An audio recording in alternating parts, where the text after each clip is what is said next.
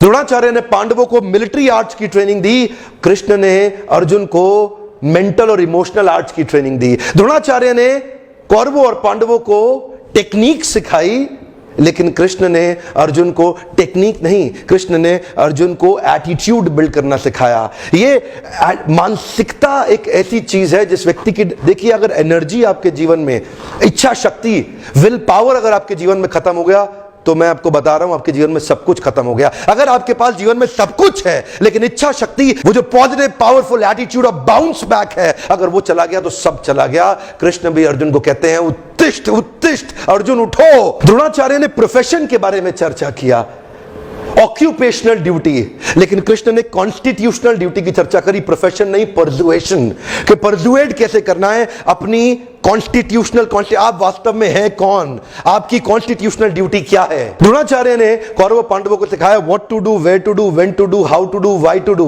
But Krishna ने अर्जुन को सिखाया वांट टू डू।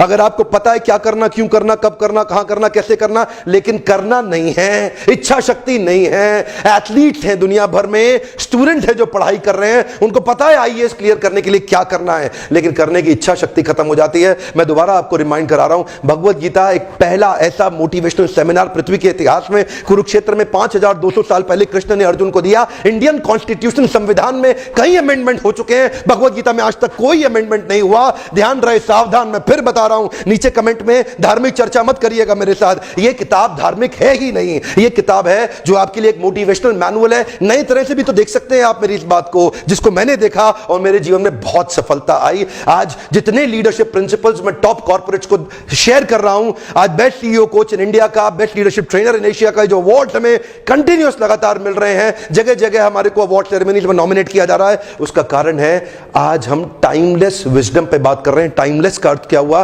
टाइमलेस का अर्थ हुआ जो समय, काल और परिस्थिति के परे है। ये जो ज्ञान है 5200 साल पहले दिया, आज भी उतना ही एप्लीकेबल क्यों है? क्योंकि ये समय, काल और परिस्थिति, टाइम, प्लेस, सर्कमस्टांस कुछ भी हो, भगवत गीता को आप जैसे ही जीवन में उतारते हैं वैसे ही आपको लाभ मिलता है। भगवत गीता प्रिंसिपल्स पे आधारित है, जैसे गुरुत्वाकर्षण, ग्रेविटी, ये एक प्रिंसिपल है। पाकिस्तान में अगर आप मेरा वीडियो देख रहे हैं तब भी ग्रेविटी का वही प्रभाव होगा, हिंदुस्तान में अगर आप वीडियो देख रहे हैं तब भी ग्रेविटी का वही प्रभाव होगा। ग्रेविटी समय, काल, परिस्थिति के हिसाब से बदलती नहीं है। ठीक उसी प्रकार भगवत गीता में जो प्रश्नों के उत्तर हैं वो समय, काल और परिस्थिति के हिसाब से कभी नहीं बदलते। जब भी आप कहीं भी उसको जीवन में उतारें आपको लाभ मिलेगा ही मिलेगा, ये साइंस है। टेम्परेचर अगर 99 डिग्री से 100 डिग्री हो तो वाटर बॉयल करेगा ही करेगा, ये साइंस है। ठीक उसी प्रकार कृष्ण के श्लोक जो अर्जुन को दिए गए भगवत गीता में, अगर उनको जीवन में उतारेंगे 100 डिग्री पे पानी बॉयल करेगा, भगवत गीता को जीवन में उतारने में सफलता मिलेगी।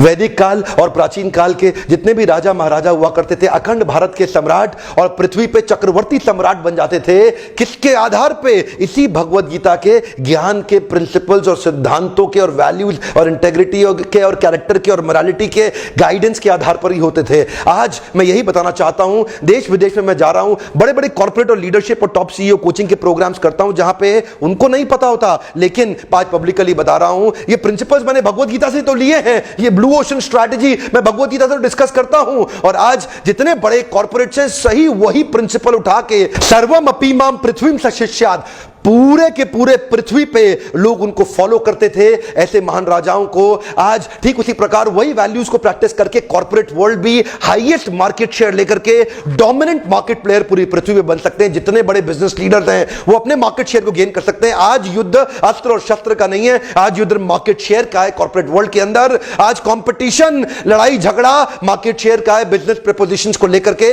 आज वही वैल्यूज और प्रिंसिपल्स आप अपने कॉर्पोरेट वर्ल्ड में उतारिए जीवन के अंदर, और देखिए सबसे बड़ा मार्केट शेयर आप ही का होगा। ब्लू ओशन स्ट्रैटेजी को अचीव कर जाएंगे। जन्माष्टमी आने वाली है, हजारों लाखों भक्त लोग कृष्ण के मंदिर जाते हैं जन्माष्टमी पे। लोग कहते हैं मैं कृष्ण को मानता हूं, कृष्ण को मानता हूं, पर वास्तव में कृष्ण को मानने का अर्थ है कृष्ण की बात को मानना। जो कृष्ण ने मेरे और आपकी सफलता के लिए इंस्ट्रक्शंस दिए हैं उनको मानना।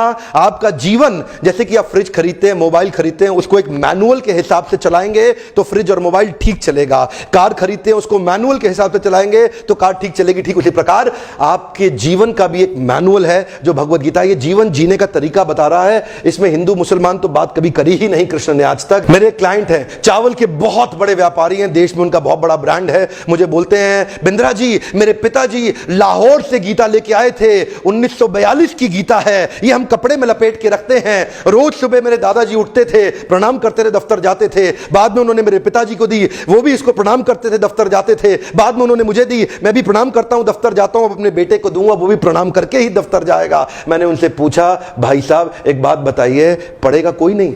सभी प्रणाम करेंगे क्या? अगर प्रणाम करने में इतनी ताकत है तो पढ़ लिया तो पता नहीं क्या हो जाएगा।